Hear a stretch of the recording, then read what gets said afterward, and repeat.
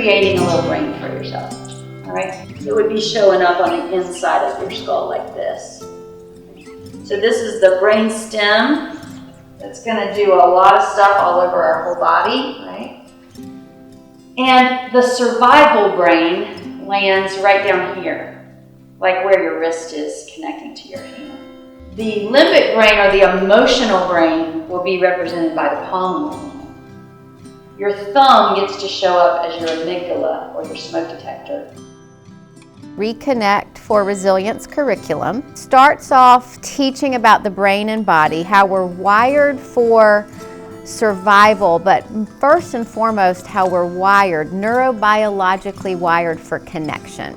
And then we introduce tools, 7 different wellness tools to help us tap into the resilience that we were made with, that we have. I learned a ton from the training, from each one of the facilitators and also the other people in the room. Definitely the process of sensing into what am I feeling right now, what's really going on, where am I feeling it in my body, and then being able to be met with compassion from a different person to help co-regulate and mirror what's happening. My favorite tool is definitely the sort of grounding or lifting heavy objects, because typically when I start to feel anxiety or I'm amped up or I'm starting to shut down, I feel it pretty strongly in my arms and elbows and kind of chest area. So being able to lift heavy objects actually helps me to release some of that energy, and I can physically and viscerally feel my body start to calm down, and then my mind. So what I'm going to ask you to do at this point is, let's just say out loud some of the things that are kind of hard in life. What are some of the hard things that you see going on in our communities? As an African American woman, I am bumped out of my zone all day long, as I move through the world, right, of systemic racism, let's just name it. And I think what's important is that Resources for Resilience is not scared to name that.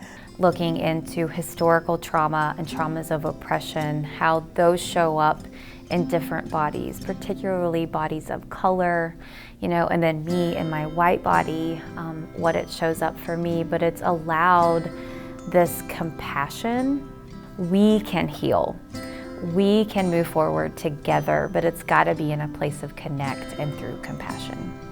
To be really honest, I learned these tools first just to take care of Beth, to take care of myself. I had some stressful things going on, and I knew some people who were dabbling in this public health model around resilience, and so I went and checked it out for myself, and it was so powerful, so helpful, actually really life-changing. Since I began this, I feel like I have a whole new body, and I have a lot more say-so about how things affect me, and when things do bump me out of my calm zone or whatever, I have lots of resources to help me take care of that.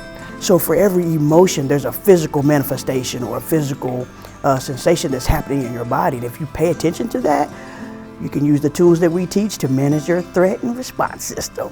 I love it. So now I'm in control, right? I'm in control.